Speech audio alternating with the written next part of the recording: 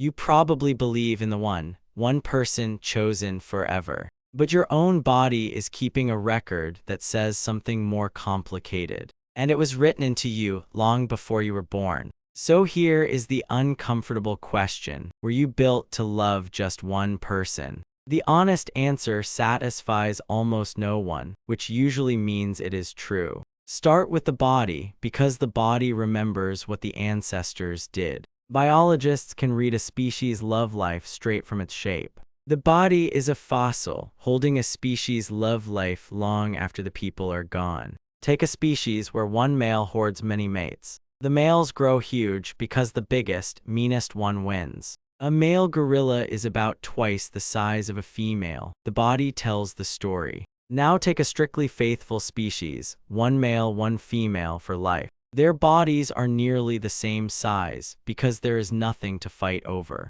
So look at your own kind. A man is only moderately bigger than a woman, not huge, not equal. Roughly a sixth heavier, a little taller, a real gap but a modest one. More than a faithful species, far less than a gorilla. You carry the ghost of old competition, but only a faint one. Your body is already pointing somewhere in between. But there is a second, louder clue hidden in the body. In species where a female mates with several males close together, their seed must compete inside her to win, so the body invests heavily in it. Chimps live that way, and their bodies show it loudly. The fiercer the competition, the more the body pours into the race. Gorillas, whose females stay with one male, invest almost nothing there. And humans, once again right in the middle, which quietly admits something uncomfortable. Sometimes in the deep past, a woman was with more than one man. Not often, not always, but often enough to leave a mark in you.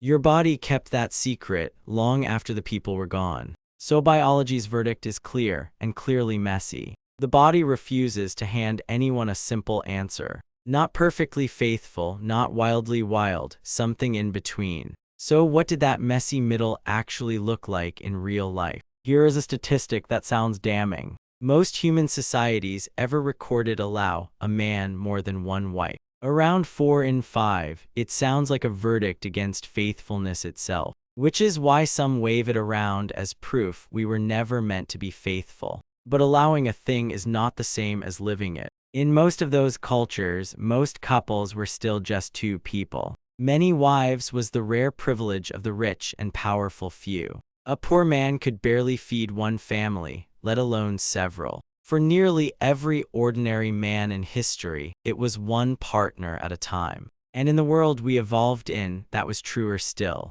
Back then, a partner was survival, warmth, and shared hands against the dark.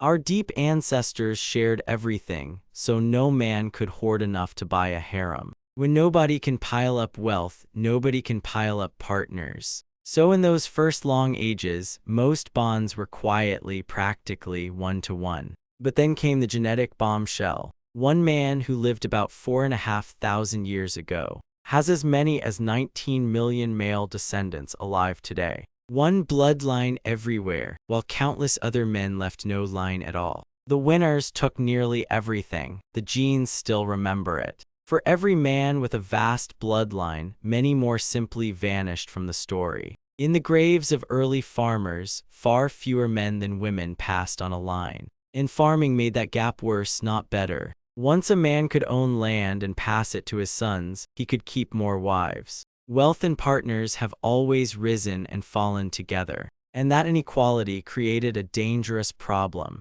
When a few men take most of the partners, many men are left with none. And crowds of young men with nothing to lose are dangerous to everyone. They fight more, they take wild risks, they tear at the group from inside. So some societies invented a fix, a rule, one partner each. Enforced faithfulness was, in a real sense, a social technology. Give the ordinary man a partner, and his reason to burn it all down fades. Fewer partnerless men meant less violence, and more men building the group. There is a colder benefit too. It answered an old anxiety. Whose child is this? A faithful bond let a father be sure, so he gave everything to his children. And children with invested fathers simply did better. So strict monogamy was not handed down by nature. It was built because it worked. But underneath the rules, one thing was always universal. The pair bond, two people choosing each other again and again.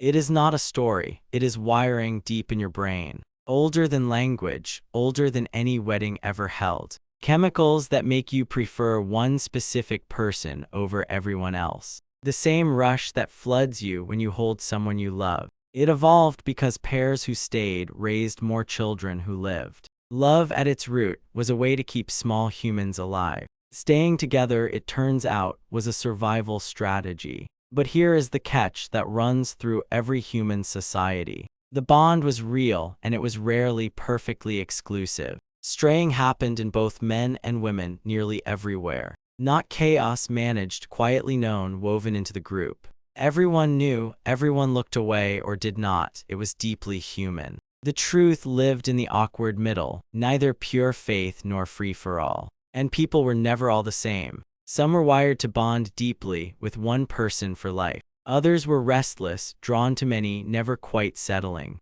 That spread was not a mistake, it was part of the design. And your feelings themselves are a fossil of that ancient middle. Take the oldest evidence of all, jealousy. Every human society ever studied feels it, every single one. You do not evolve a feeling to guard against a threat that never happened. So jealousy is proof the pair bond mattered and was truly threatened. It is the alarm your ancestors could not afford to switch off. And its shape reveals an even older secret. A man's sharpest fear was of a partner's body going to another. Because in the deep past, that risked raising a child that was not his. A woman's sharpest fear was of a partner's heart going to another, because that risked losing his care and provision for her children. Same jealousy, two different wounds underneath. Your jealousy is not a flaw, it is a very old memory. And women were never just prizes in this story. They chose actively, and their choices shaped us as much as any fight between men.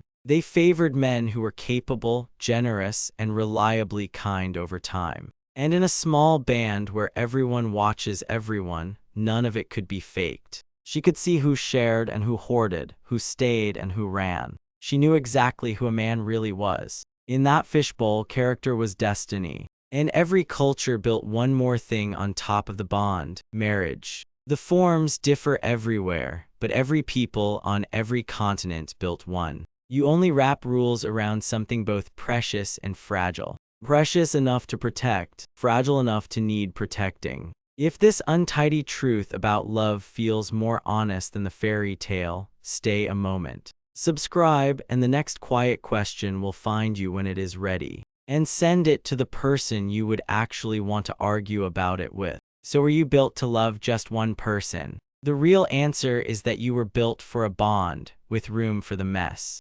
Mostly one primary person, flexible enough to bend in both directions. It does not crown strict faithfulness as your only true nature. And it does not crown wandering as some purer, hidden self. It tells everyone the same humbling thing: you are complicated. Not broken, not fallen, just built with more range than any tidy rule allows. The neat stories on both sides quietly fall apart. Biology, culture, and circumstance argue it out in every single couple. They always have, for as long as humans have loved and argued about love. The shape of any one love is negotiated every time from scratch. But one thing was always real and always yours to build. The choice to turn toward one person and stay and make something together. And if you have ever loved someone, none of this is really news to you.